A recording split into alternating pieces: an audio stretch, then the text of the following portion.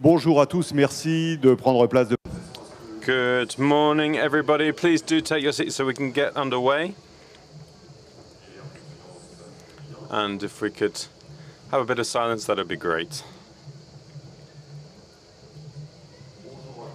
So, good morning, everybody. Delighted to be with you this morning for this theme, which is a fairly broad theme, but it's a very key theme. Is another growth model possible? Or actually, rather, another growth model is possible, because there's no question mark here. So please do, if we could just quieten down, and if we could take our seats so we can get going. So in order to debate this subject today, we have got Isabelle MEJEAN, who is coordinating this session, who is an economist. She is a professor at Sciences Po. Then we have Véronique BÉDAGUE, who is with us, who is at the head of Next City, which is the leading real estate agency in France. Then we have Jean-Pierre CLAMADIEU, who is the CEO of NG. Then we have Sylvie, who heads up Dalkia, and Tatiana MOLCEAN, who's the Executive Secretary of the United Nations Economic Commission for Europe. And finally, on my right here, but on the far left of the stage, we have Philippe, who is at the head of the La Poste group in France. So to get going, of course, we're going to hear from Isabelle MEJEAN, who's going to give us a bit of context for this with her economist's expertise. Thank you very much. Thank you for being with us, and thank you to all of the participants who are going to be taking part in this roundtable today. We're going to be talking about growth, and finally, we're going to be talking about growth because actually it's a subject that has not been evoked very much in the campaign season recently in France. We've talked very little about growth, even though there's a great deal to talk about at both a quantitative and qualitative level. We know that at a quantitative level, we are seeing a slowdown in terms of in Europe, as opposed to the United States, in terms of a growth of productivity. We've seen this since the middle of the 1990s, and then it's increased during the COVID period, and it's particularly concerning because we're in this time where there's significant technological change going on, which should improve our productivity. So I won't go into a lot on this because Philippe talked about this in the introductory session yesterday, but we really do need to think about productivity gains. This question is also linked into qualitative nature. What's the growth model? What has been the growth model over these last years? And this is something that perhaps we've talked about a bit more recently. We've talked about inclusivity and what growth model would be inclusive, what would draw everyone into the system. And that means we've got a lot of things to say on this subject, of course. Of course, today we really can't deny the fact that if we're going to see growth in the next 30 years, it's going to have to be green. So this situation is particularly concerning when once again in our electoral cycles we've got a lot of uncertainty about where we're actually going. That's really quite concerning. It's concerning because running this transition, succeeding this transition, is going to require a planning, and this has been seen in a document report that was produced recently about the needs for change in order to hit a zero carbon model. This means that we need to remodel our production methods, and it's very different from what we've seen in the big industrial revolution periods. We need to see a significant change here. It needs to be driven by public policies. So in quantitative terms, we think this requires investment of about 2 percentage points of GDP between now and 2030. So this is massive investment, but it will be profitable in terms of the cost of inaction. In a recent report from Adrien Bilal and the co-author, with 1 degree of increased temperature around the world costs 12% of GDP around the world. So really, there's no debate here. The question is, how quickly can we go? And currently, we're not working hard enough on it. We're not investing enough. There's not enough public investment, and it's not effective enough. This was something that was also evoked yesterday.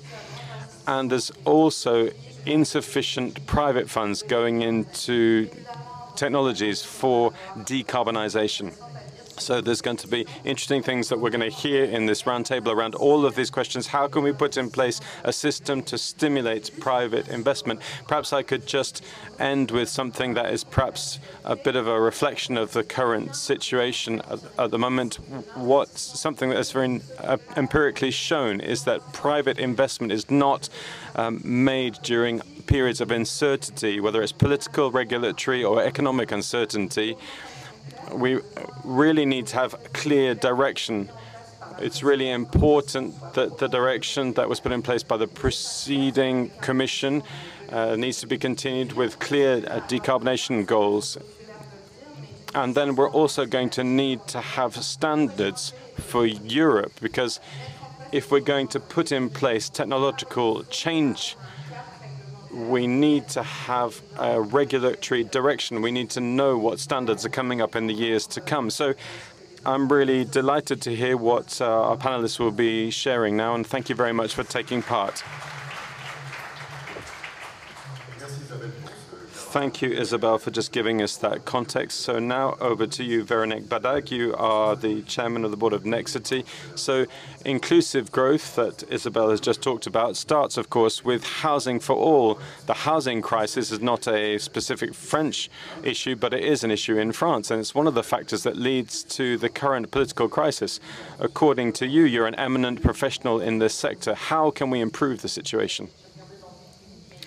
Well, I'll come back to that perhaps in a minute, but when I was preparing this roundtable, Philippe Val was talking about the fact that there are no degrowth proponents here around the table, and Philippe Val was saying it would be good that that would be the case.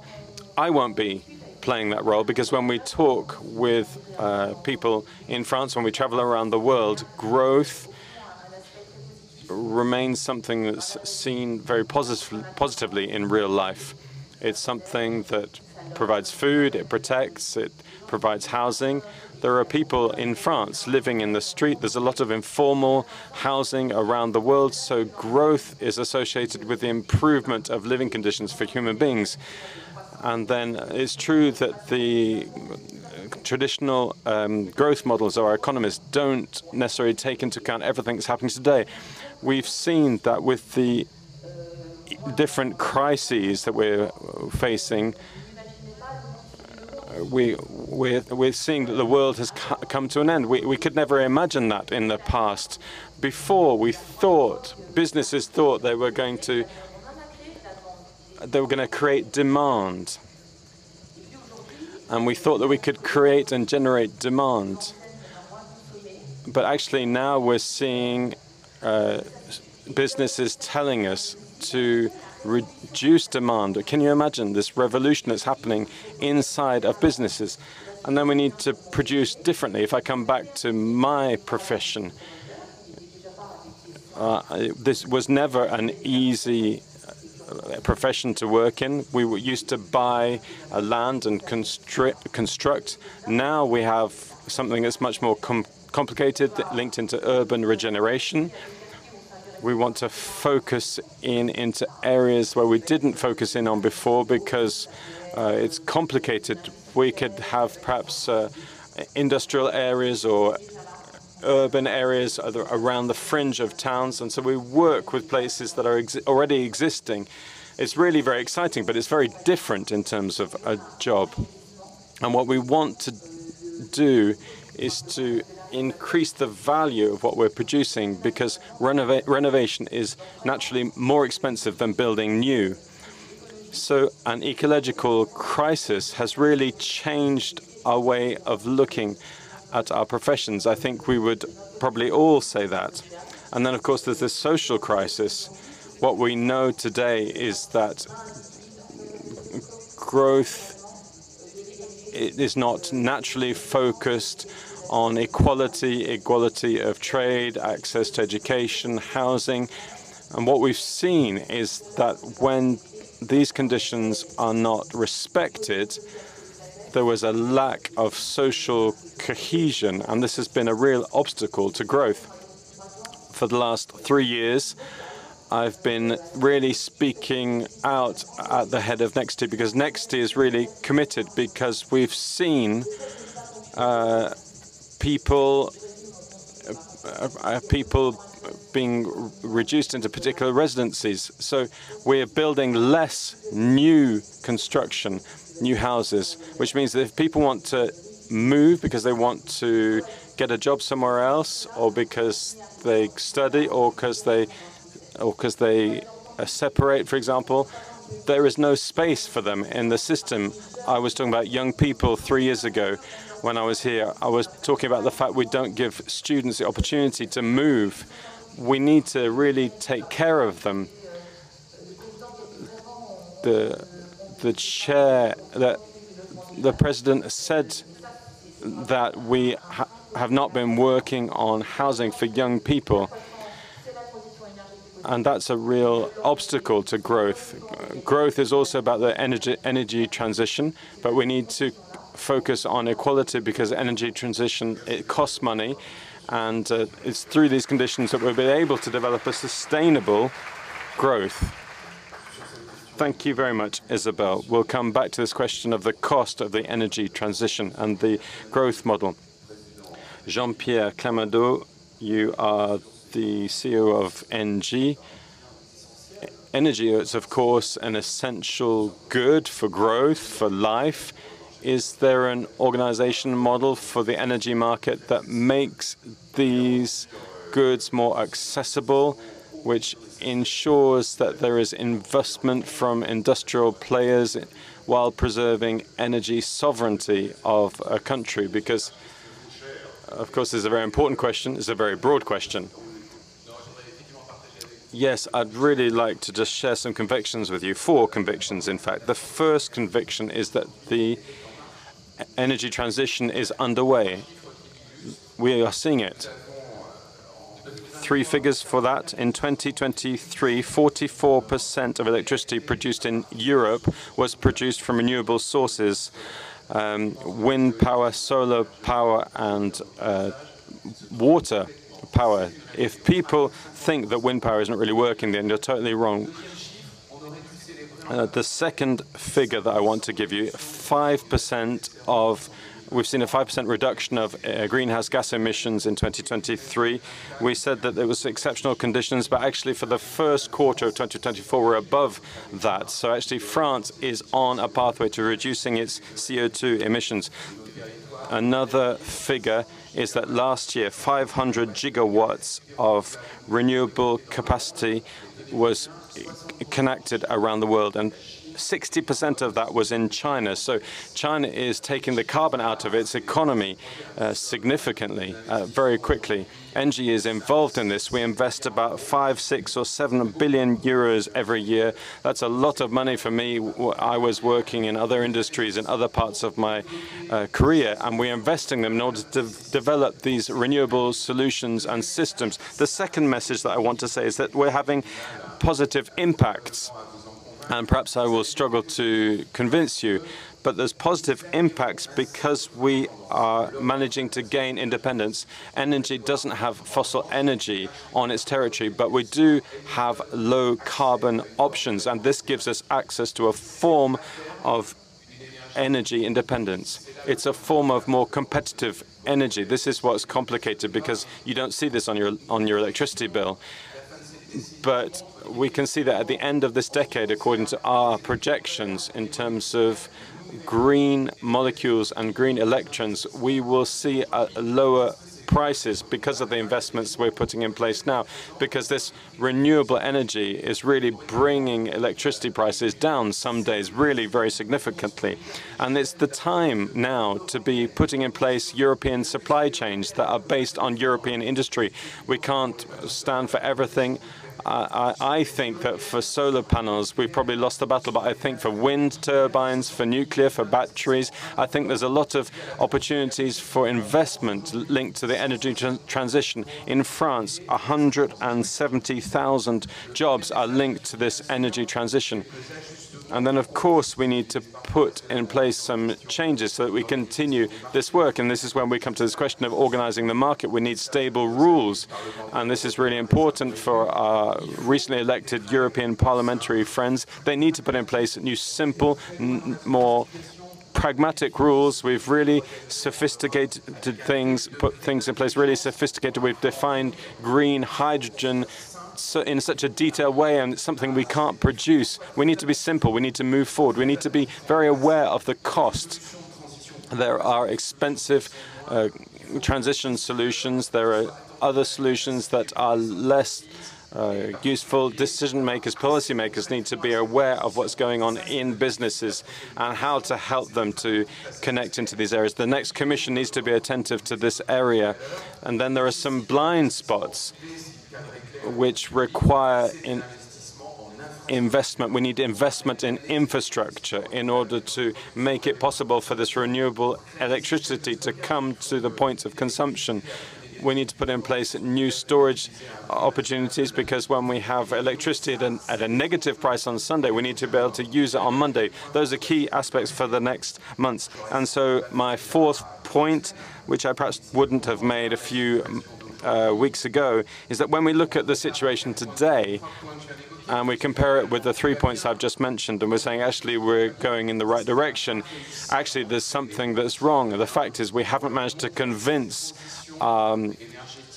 fellow countrymen, to convince them that this transition is accessible. It is concrete, and particularly in France, which is really well positioned because it has a whole number of different categories of green energy, nuclear, biomethane, and others.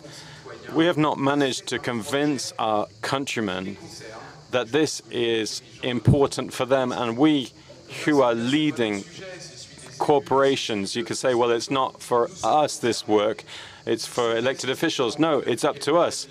If you've been coming here for a number of years to this event, you've seen subjects like group strategy and meaning. It's been really become something really very important. We're trying to draw in our employees into something. COVID was a real opportunity for solidarity. Nevertheless, when we see the results of last Sunday, we can see that there's a lot of people who are really very skeptical, who've been left by the side of the road and are really at the point of revolt. And that really should raise questions for us about how we can do better to draw in our employees. How can we draw in our supply chain and our suppliers? How can we draw in the territories where we're working? We really haven't managed to do this very well. Of course, I'm speaking for me. Personally, I'm not speaking on behalf of ENGIE here. We need to leave this event with a desire to do more and better in these areas.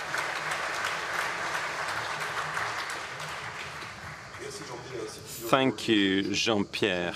Sylvie JÉHANNO, I'm turned to you. You're the CEO of Dalkia, which is also committed to the energy transition.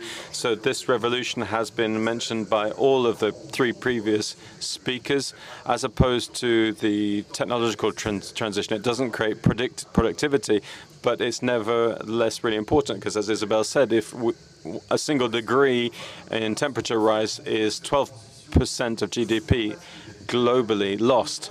So how can we make sure that we avoid the kind of reactions we've just heard about from Jean-Pierre just now? Well, good morning, everybody. Well, yes, another growth model is possible. And in response to what you've just said, I really think we don't have the choice. I was seeing the papers this morning. Have you seen that 47 degrees in Yosemite National Park in California now? If you are over 37 degrees, it means that for human beings, it's as if they have a fever. So we can really sense this emergency, this urgency that's there. We're really going to need to reconcile economic growth. Of course, we need to invest, as we've heard, with a reduction in CO2 emissions while making sure that this energy transition is fair. The first thing that I want to say, of course, I want to say that there are solutions. How can we decarbonize? Well, we can do it very simply by consuming less and by consuming low-carbon energy. In order to consume less, it's to do with behavior around the sobriety plan, which we talked a lot about during the Ukrainian crisis. People were talking a lot about consuming less. And consuming less is also about having more efficient energy solutions. So heat pumps are more efficient than an old boiler, for example. So it's about consuming less, consuming low-carbon energy. There are two things we still need to work on here. We've talked about production of low-carbon electricity. That's something that's fairly easy to do, to produce low-carbon electricity. So we're going to increase the consumption of electricity. We're going to do that through heat pumps, through producing hydrogen, and then the second trajectory here is the consumption of heat and the use of heat. In France, over 45% of energy is dedicated to heat, heating, hot water, and industrial steam. And when we see that, most two-thirds of this is produced through fossil fuels. So we need to reduce the carbon used here. In order to do that, at Dalke in particular, we know how to go and get energy from the territory, from the earth, geothermal energy, not far from Marseille. Here we use sea energy. We have loops with heat pumps using the energy in the sea. So we also have wood, biomass, and then there's an energy which is incredible. There's energy that's lost, which we call fatal energy. And so there's an industrial site nearby where they have an aluminium smelt, and we managed to collect the energy from them and put it into the network in order to produce low-carbon heat. And so what we want to do is develop ecosystems that cover all of these solutions. We want to have flexibility around all these different solutions. We talked about storing energy. We talked about batteries. We need to be able to coordinate all of these systems together in order to consume less and consume better. So in order to answer your question, I can see 4 factors for success in this area. First of all, an acceptable economic growth model which make it possible for this growth to be accepted by all. We were talking about the lack of clarity in the political world right now. We need some regulations that give a sense of visibility. There are some solutions that can be subsidized. So for heat networks, for the moment, there's a fund that is available in France for helping this. The second area for improvement is to do with innovation. So the third key factor for success is, and this has just been said just now, we need to make this energy transition an opportunity for re-industrialization, where we make the solutions, the pipes that we need, etc. Something we didn't do for solar panels, of course. And the last point, and this is the key issue, skills. We will not succeed this transition, this green, sustainable transition, if we don't have the skills. That means technicians, that means engineers. And since the themes, I could talk a lot about skills, but since the theme of this event is about connecting the world, let's connect the world of education with the rest of the world to move us forward in this energy transition, which is really so important for our future. Thank you very much. Thank you, Sylvie JÉHANNO. Tatiana MOLCEAN, you are Executive Secretary of the United Nations Economic Commission of Europe. You're going to be speaking in English, but I think you speak French very well. So I want to ask you the same question with this cross-cutting perspective that you have. You have a very broad perspective on this energy transition, which is really important but very complicated to implement. It's very expensive. Who's going to want to pay? with one thing, with the topic of today's discussions about another growth model, if it's possible. I would say it's needed, and we have to make it possible. It is needed, why? Because we have the climate change, first of all, and the challenges that we are facing today, and all the previous speakers just mentioned this. If we do not address it, we do not have what future we can talk about. And it's not only this, also from the economic perspective, we are not doing great. We are lagging behind. Economic performance has been very sluggish. Not to talk also about the political and conflicts that we have, not only in our region, but globally.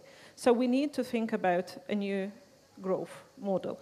And I would like to point out a few very concrete areas or some ideas that comes from our both, let's say, regional, but also international UN perspective. First, and I think Jean-Pierre, but also Sylvie mentioned the dependence of fossil fuels, yes? We have to reduce this dependence on fossil fuels. What is important to understand here, and what we see in our work, that unlike, for example, let's take digital development. There in the digital, we see the market, the private sector pushing a lot. Here, it's not the same. Here, we feel that for really to make this decarbonization and really to reduce dependency, we have to make some policy adjustments. So we have to change also the regulations. And after that, already to offer the necessary incentives to make the costs that you were asking about relevant and to bear the cost, to share the cost. So in answering in a certain way to your question, who will bear the cost of this transition, of energy transition? We have to share.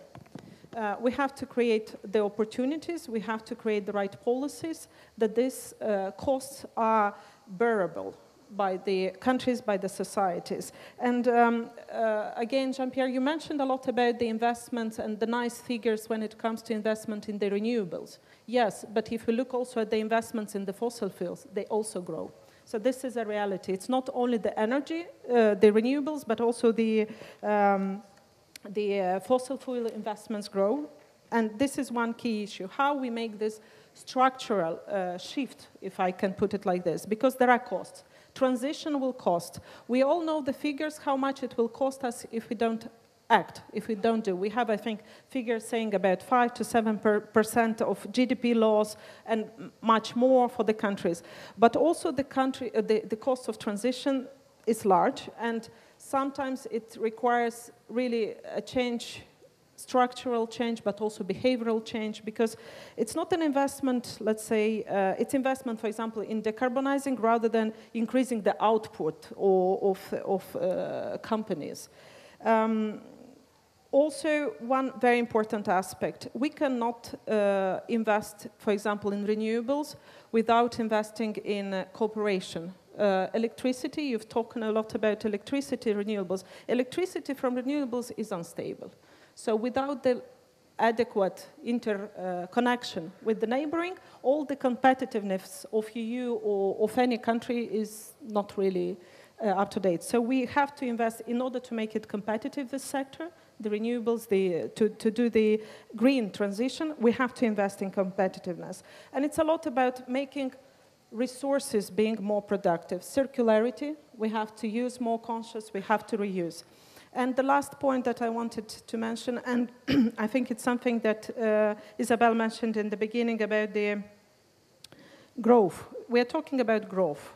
What do we understand by this? We have to have a new model, because the GDP is not really measuring, for example, environmental degradation or human well-being. So we have to also rethink the way we, as we call, growth metrics. These are a few ideas that I would like to share with you. Thank you very much, Tatiana.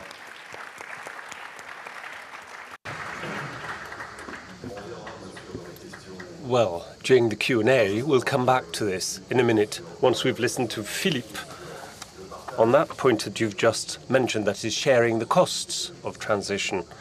We'll need to ask the economist on that. Now, Philippe Val, you're at the head of La Poste, the French post office, an SOE, a state-owned enterprise at the heart of our growth model in France, and they're usually criticized on both sides. And some are saying, we need more money, so that they function properly, so that we have a growth model which is inclusive, and others are saying we need less paperwork. So, what's the way that we should follow, according to you? Thank you for asking. Well, this panel discussion would have been different 3 weeks ago, I think. That's something we need to factor in, because we're in charge of our own companies, and because we owe the general public something. Usually, people express their emotions when they talk about the SOEs, the state-owned enterprises, but I'll tell you what millions of people say. They say we can't live without public service, and demand is not always very clear, which means that one of the first lessons from that is to look at ourselves and see what we can do to answer people's questions, which means that the taxpayers shouldn't forget that once they express clearly their needs, well, they've just done that. They're saying, or they have said, that we need to finance public services, because public services might be going wrong, but the SOEs also have to do something about this and react. And we need to finance the state-owned enterprises and be logical when we do that. Secondly, since we can't live without public service, what is crystal clear, as everybody has said, is that we couldn't live without growth. Is it something that we should be frightened about? We have nobody who supports degrowth here as a panelist, but we, as a whole, we couldn't live without growth. Yet, we have to better share growth. What can we do about this? Earlier on, we said it's difficult to convince, it's difficult for people to be engaged, difficult to convince people because there are things we do not share. First, let me talk about the shareholders. I think that if they want to play a role and change our growth model, the shareholders should ask for lower returns. And they should accept the fact that companies shouldn't be obsessed with maximizing their revenues. Now, I see smiles on your faces, and you're thinking that perhaps this is wishful thinking. This will never happen. I can tell you that this has happened in the past. If you look at capitalism, that's our regime, until 1980, and that's well described in a book published by an American economist, Mr. Galbraith, The New Industrial State. We were not looking for maximizing profit. This was not the point. So if this is something we didn't do between 1945 and 1980, maybe it's high time that we should consider a new phase of our history. That is, we need what I'd call patient capital, thanks to which the planet will be able to adapt and meet the demands that we have in the world today. Number two, the local authorities, the governments, Europe, realize that we need to massively invest in a number of areas because our populations are aging. This is bound to happen. And our health system will have to do with 1 billion people reaching the age of 90 years. So it's going to be more difficult. And there's the energy transition that requires private investments, but also collective investment. And to look at another field, not just companies, but I'll have to talk about this because of what Mr. Putin has done. Who might think that Europe doesn't need to defend itself? So we need to mobilize finance. If we want another growth, we need to mobilize. And finally, the employees, the staff, and society vis-à-vis the CEOs. Well, you see, there's a reason why it's difficult to engage people, is that we don't share the power that we have. We do not share our power, which means that if we don't change governance of these institutions, I'm not saying that CEOs should let go and give power to anybody else. That's not at all something that's crossed my mind, but it's the governance of companies, we should include those who don't just think about the financial goals. If in a company, for instance, you have 1/3 of the directors who are employed directors, then they can be engaged, and then you can listen to what's important for them. If on the board of directors, well, I know that, don't fret, but you will see, in a number of years it'll happen. If we have representatives of our clients or representatives of NGOs, you will see that then you will be listening to what's important for them, and they'll be engaged. We'll onboard them. And it's not just those who know who'll be teaching and educating others. No, it means sharing objectives. It means sharing power as well. Thank you very much.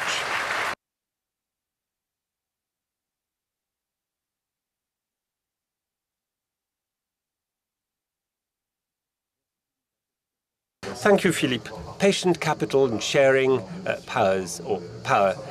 No, that's good for a new growth model. Before we start with the Q&A, Isabelle, to build on what Philippe has said, that is, we've seen that our system has started changing in the 80s, and we started to swerve and move and focus on profit, maximizing profit. The question is, can we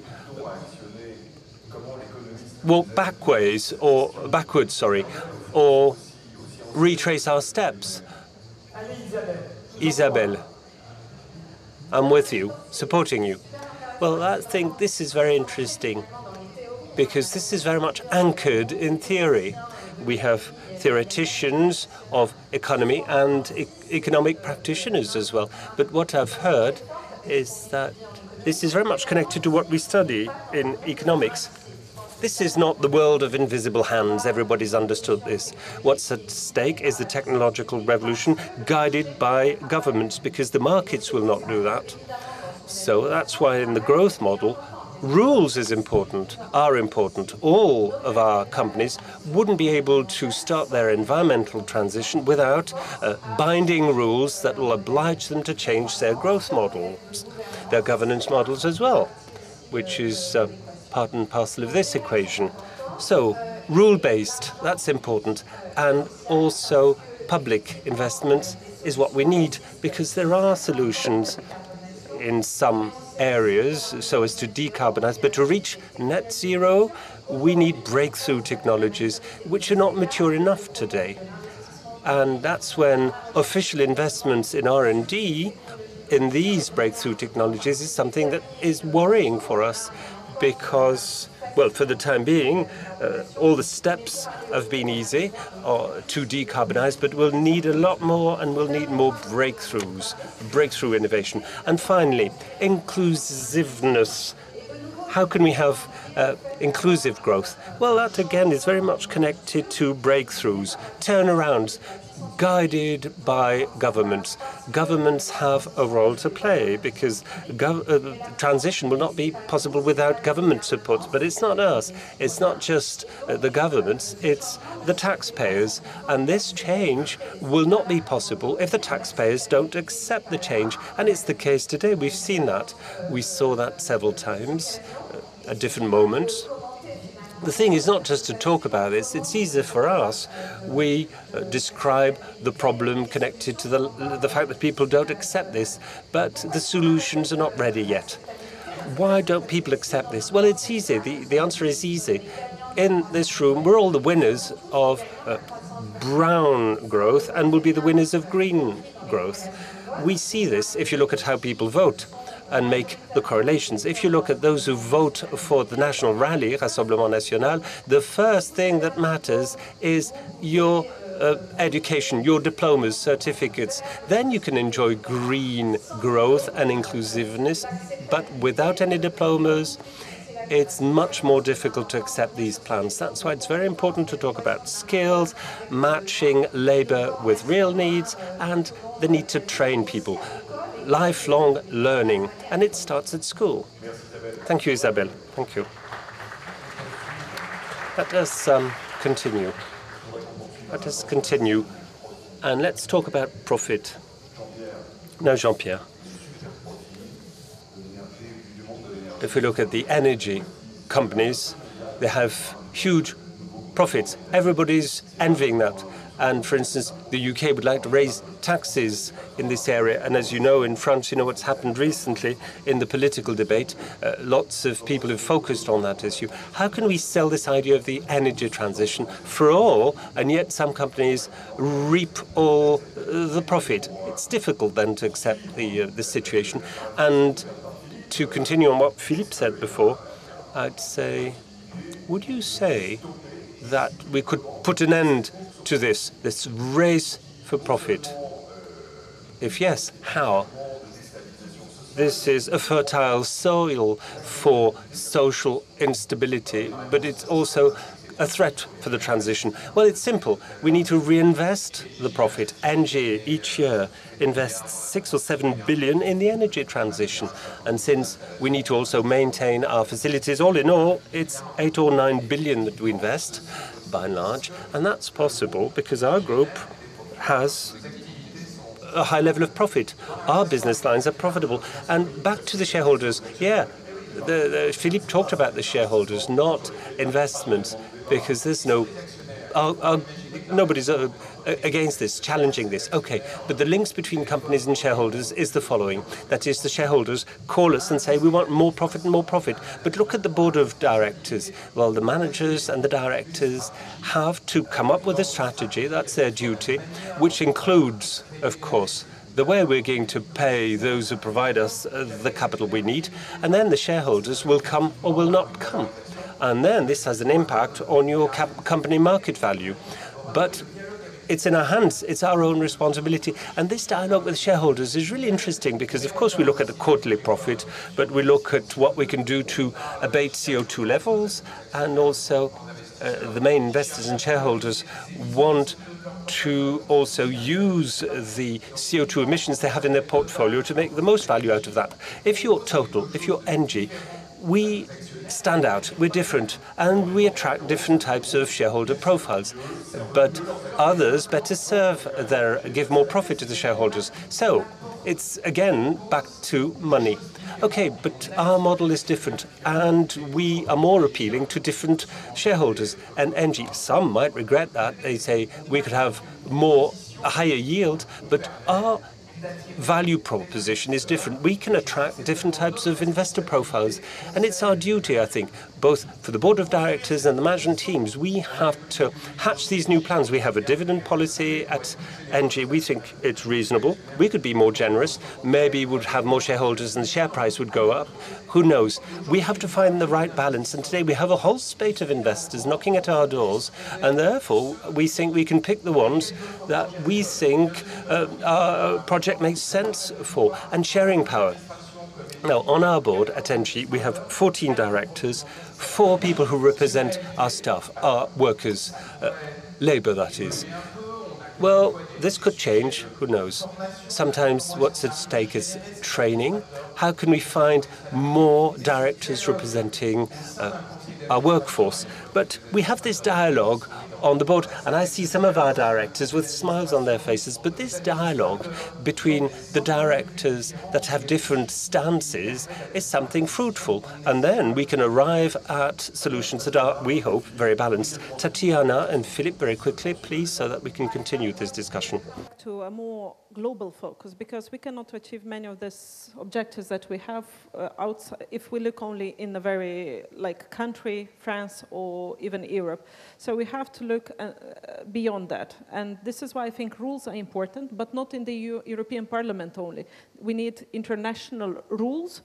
Because, and I'm speaking from experience, Economic Commission for Europe, but we also have countries from Central Asia, so all the STAN countries, Uzbekistan, Kazakhstan, Turkmenistan, and US and Canada are also our members. We have to have clear rules for everyone when it comes to energy efficiency, to buildings, to transport, decarbonization of the system. I think this is the way to really go ahead and make this change. And we should also look for opportunities. Housing, I was saying that, earlier on, that housing is not only a challenge, it's also an opportunity to make a huge challenge, a huge difference on the ground. So let's grab these possibilities. Merci Tatiana. Philippe et Véronique. Thank you, Tatiana. Philippe and Véronique. let me reassure you all. La Poste is a profitable company, even though last year it was an awful year. We had a profit of more than 500 million net profit. The year before was 1.1 billion. If CEOs are not looking for profit, they should do something else. That's not my point. My point is that what I want to share with you is that since 1985, we have seen a new doxa that says and feels, and by the way, that's expressed by the Milton-Friedman theorem, that corporate social responsibility boils down to maximizing profit. And that's what I'm challenging. My position is simpler than that of Jean-Pierre's, because I only have two shareholders, you and the French Caisse des Dépôts. That's really nice. For him, it's more complicated. But let us not oversee the topic. What's key is that that everybody is trying to maximize profit. People are looking at short-term solutions, but there's hope. That is, in the past, it's been different.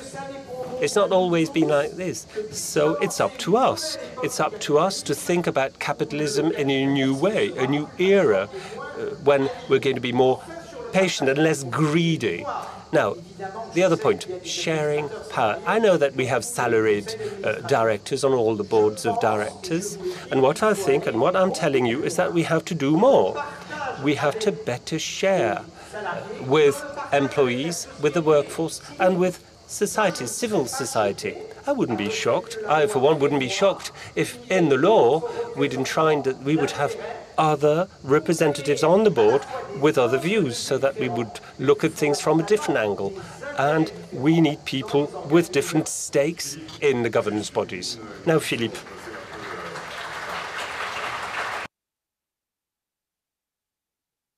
I'll be the devil's advocate in a certain way, but if you look at where people innovate on the globe, for instance, when it comes to climate change and transitions, all types of transitions, is regions like the US and California. And even more than in our region, they're mobilized by profit. This is what they want. How can we reconcile this and what you've said? I get your point, mind you. We know what you're pointing at, and you're quite convincing. However, we know that profit was useful for innovation and for technological transitions and the climate transition. Now, you know, as I said before, I'm not against profit, and I'm proud about this. I've given you two numbers. I'm not going to talk about the other years before the 2 years I've mentioned. That's not the point. The point is to see how we can rebalance financial profit and use other indicators. And Véronique and Jean-Pierre have given us other indicators. This is what we have to do. And then if we reach this level of innovation and level of profit, and this leads to what we are seeing at present, the social crisis, the political, the ecological crises, well, there's a point when we have to challenge the foundation of the system. I'm very much in favor of the market economy. It's the one that works best. But we have to do more. We have to do more. Work on that idea. And what I really believe in is in non-financial rating. That's very important. Now, that's what Tatiana was saying. That is how to appraise growth in a different way with other indicators. Véronique. Now, you know, for the taxpayers, for the French, green growth is something they saw. Prices were going up, and they had lower access. Now, the energy bill is now a political issue. Carlos Tavares said this very quickly. He said EVs will be much more expensive than ICE cars, and many people need to drive a car, and they can't afford an EV. And housing. A green housing is more expensive than the standard housing. And this means that there will be more divides in our societies. And we'll lose some of the trust that the population has, because they trust that we're moving towards a future where there's a role for everybody. Now, this, to kill growth, is magic. The lack of trust and social divide will lead us to something wrong. So it's green growth, but affordable green growth. Sylvie. To build on this, I'd say that, okay, growth will be green or we'll have no growth. Now, back to non-financial rating, this will have an impact on how companies function. It'll have an impact as well on shareholders. So I'd say that tomorrow our enterprises will be either engaged or will not be at all on the carbon trajectory, but also to respect biodiversity. And companies will be socially responsible, and there'll be corporate social responsibility as well. Energy transition will create 300,000 jobs, and if we're not looking for the 1.5 million young people who get some type of trainings, the NITs, as we say, not trained, not employed, and if we try and reach out to them, we'll manage to do something good. We'll need to upskill and retrain them, and we have to recruit people in a more inclusive manner, which is something important for our societies. We'll have training courses, we'll have upskilling, reskilling, sandwich courses and whatnot. Okay, thank you. Now, before we listen to Isabelle, who's going to conclude, do we have any questions? I see hands in the air. Quickly, please, sir. And then there's another question on the other side. Madam, please. Could you introduce yourself, please, and ask a quick question, and then we'll listen to you, madam. And then the speakers will answer. I'm working for Action contre la faim, Action Against Hunger. Here's my question. Don't you think the time has come to change, to go from Milton Friedman or Keynes' economic policies to something else? Because low-cost artificial intelligence. Taking human labor, I think inequality and poverty are at an all-time high. Climate and energy need a different kind of thing. And raising the cost of war is becoming more and more important. So should we not look at a new economic model totally? And there is a Nobel Prize waiting to be had for the best economists in the world who can take a new economic model. Thank you. Merci, monsieur. On va prendre la... Thank you very much, sir. Madam, please.